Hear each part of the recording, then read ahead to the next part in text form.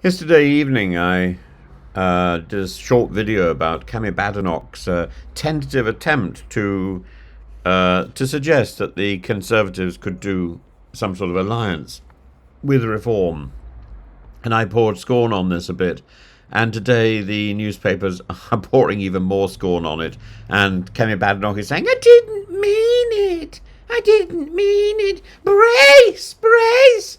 No, the disaster is coming, Kemi, and you can't do very much to avert it because you don't have the machinery and the mind power, I think, to actually do anything about it. Because in the end, you know, it's the wrong person for the job, and the precarious council coalitions, the rebuffed overtures, the peerage list that reads like a collection of political IOUs at the centre of this tangled tale of inadequacy is Badenoch denying national deals while quietly preparing for local coalitions and trying desperately to find some way to seize a positive headline. There is none. There will be none. Farage slapping her hand away while grinning at the cameras, and donors peering over their checkbooks, unsure whether to invest in this woman or the movement on the right. So, beginning with Kemi Badenoch's careful equivocation, speaking on BBC Breakfast, she categorically ruled out any national deal for Reform UK. "I was not made leader of the Conservative Party to give it away to Reform," she said, with the sort of assurance that usually precedes precisely the opposite.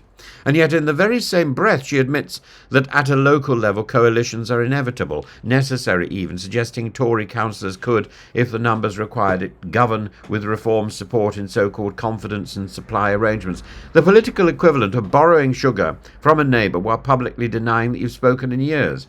It's a position that's neither fish nor fowl, strong enough to rebuff Farage in Westminster, yet porous enough to keep council chambers Tory blue. Nigel Farage, highly predictably, was having none of it. In true Faragian fashion, he squatted down the idea of any deal with the Tories in three frosty words: "No, absolutely not. No, I'm not shallow." He elaborated, accusing the Tories of having broken Britain over 14 years and their council of breaking local communities with what he calls the highest taxes and the worst services in British history. This is, I might add, an elegant pirouette of political opportunism. Farage refuses deals while poaching their base, hoovering up defectors. At least 60 of his candidates were previously Tory and now polling Badenoch's party in several national surveys. Reform UK is the rebel faction that wants to wear the crown but not touch the sceptre. Not yet, anyway. And it's ironic, but be in no doubt, Farage's party is on the way back down, partly because of its own troubles with Loki and Arthur Lowe, whatever his name, Rob Lowe, Rupert Lowe. And reality is biting both Farage and Kemi Badenoch.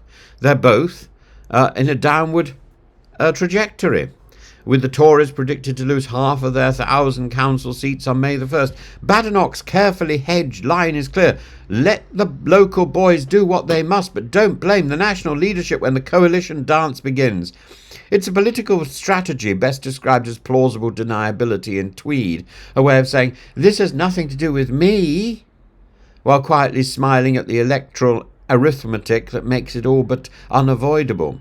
The optics are uncomfortable, and they are entirely of Badenoch's, I was going to call her badinage, his own making. Labour's meme machine has been in overdrive, producing a composite image of Farage and Badenoch's faces stitched together with the tagline "Reform and the Tories, closer than you think." You'll forgive the crudeness, but as one observer remarked, it's hard to tell whether the image was a satire, a threat, or a premonition. Meanwhile, Badenoch faces internal grumbling, not only about Reform, but about the latest peerage announcements. Michael Gove, who of course has had his own little chin wag with Farage, her mentor of sorts, and now an ex-MP, is to be ennobled, put in the peerage, alongside a collection of Tory grandees and has-beens from the Sunak years. Gove's elevation reignites his long-standing feud with Boris Johnson, who once called him a serpent. To make matters worse, the peerage looks more like a party from the past than a strategy for the future. Tory donors are not inspired. In fact, some are holding their wallets hostage until Badenoch can prove she won't bleed seats or further cede ground to Farage. There's only one man, frankly, who should be in the House of Lords from the last Conservative government, and that's Chris Heaton-Harris, who salvaged Northern Ireland from the mess left by Boris Johnson. Badenoch has claimed, somewhat defiantly, that the party is not in financial trouble. But the mood among donors tells another story. Richard Harpin, a major funder, has paused donations. Others are comparing Badenoch's leadership to investing in a new Tesla, flashy but untested, and with a battery that could spark into flames in a moment. The Conservative headquarters is reportedly trimming staff and weighing a move out of Westminster. Some donors openly pine for a deal with Farage, not because they like him, but because they think it's the only way to stop Labour. One party insider said bluntly, split the vote on the right and you lose. In other words, this isn't a shotgun wedding, but a hostage negotiation. So where does it leave the rest of us? Kemi Badenoch is trying to project strength through governing from weakness. She's balancing donor unease, electoral decline, a rival party that flirts with her base but refuses her advances. Nigel Farage, on the other hand, continues to perform the role he relishes most, the jester with the dagger. What is it? The pill with the pince, not the not the brew that is true. Mocking the Tories, taunting Labour, refusing to marry anyone, all while stealing their children.